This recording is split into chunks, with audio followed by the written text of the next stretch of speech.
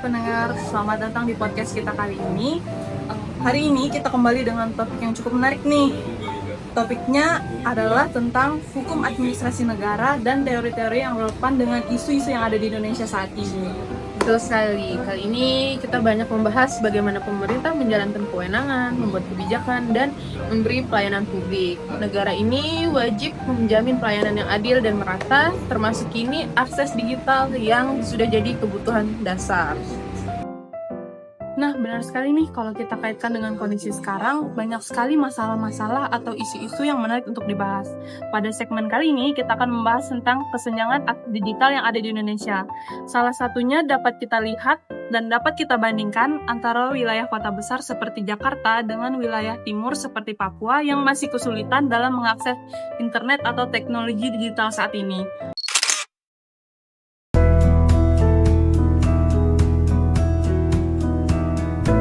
Kesenjangan digital atau digital divide adalah masalah yang masih kita hadapi. Apa itu sebenarnya? Kesenjangan digital adalah perbedaan akses internet antara masyarakat di kota besar dengan masyarakat yang tinggal di daerah pedesaan. Dunia pendidikan menjadi salah satu kesenjangan digital yang harus begitu disoroti. Siswa-siswi yang tinggal di daerah dengan akses internet buruk mengalami kesulitan untuk mendapatkan materi pembelajaran dari internet ataupun mengikuti ujian sekolah yang sudah berbasis internet. Sedangkan siswa di kota besar bisa belajar dan ujian dengan lancar. Hal ini mempengaruhi kesetaraan pendidikan. Menurut Asosiasi Penyelenggara Jasa Internet Indonesia atau APJI, tingkat penetrasi internet di dalam negeri pada tahun 2024 mencapai 79,5%. Dengan begitu, sebaran penetrasinya belum merata dengan mayoritas daerah terpencil yang tertinggal. Kita semua bisa berkontribusi dalam mengurangi kesenjangan digital dengan mendukung program literasi digital dan perluasan akses internet di daerah terpencil.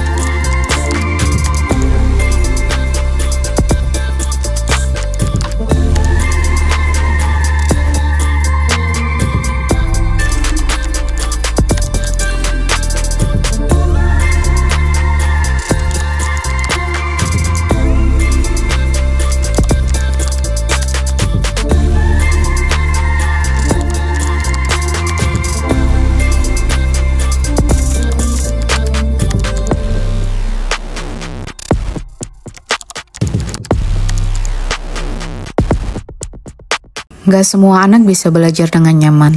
Di beberapa daerah, sekolah itu perjuangan.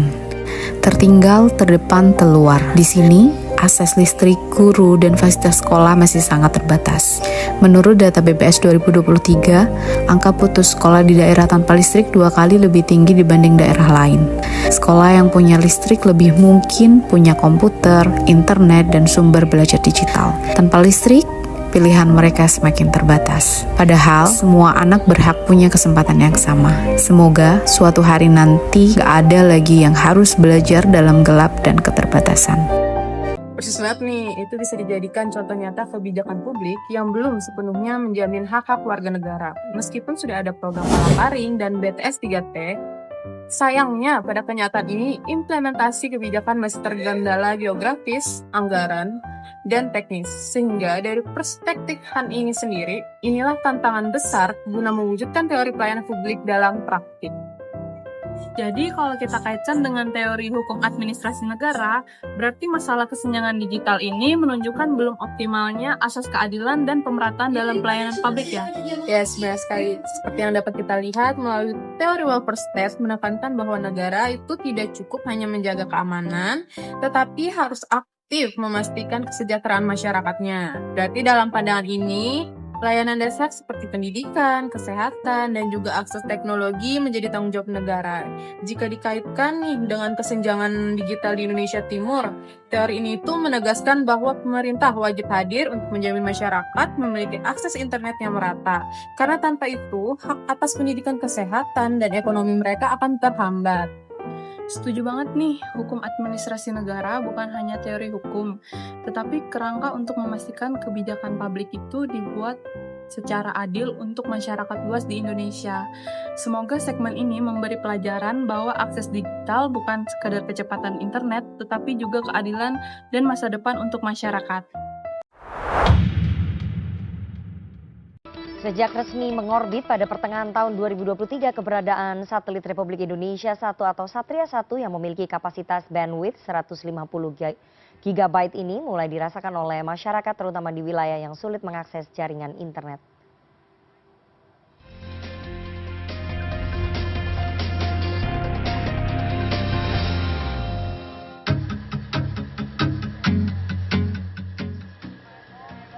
Operasional Satria 1 dikontrol melalui stasiun pengendali utama yang berada di Cikarang, Jawa Barat. Selain stasiun pengendali utama, terdapat juga stasiun pengendali backup yang berada di ibu kota Kalimantan Selatan, Banjarbaru.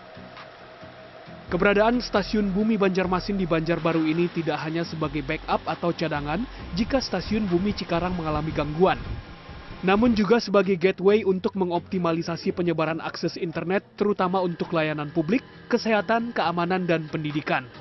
Oke, jadi untuk fungsi dari kegunaan dari satelit ini adalah memang untuk secara desain itu digunakan untuk secara menyeluruh ya, dari mana sudah dibangun untuk coverage areanya itu di area Sabang sampai dengan Merauke. Jadi untuk seluruh Indonesia pasti dapat pelayanan, di mana untuk penggunaan ini lebih berpusat ke pendidikan, mulai dari kantor pemerintahan, dari sektor dari keamanan gitu kan ya, dari sektor publik juga ada, dan untuk keagamaan juga ada juga, seperti itu.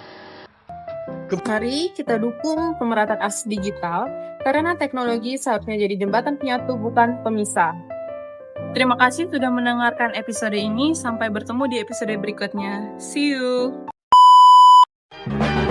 One is the loneliest number that you'll ever do.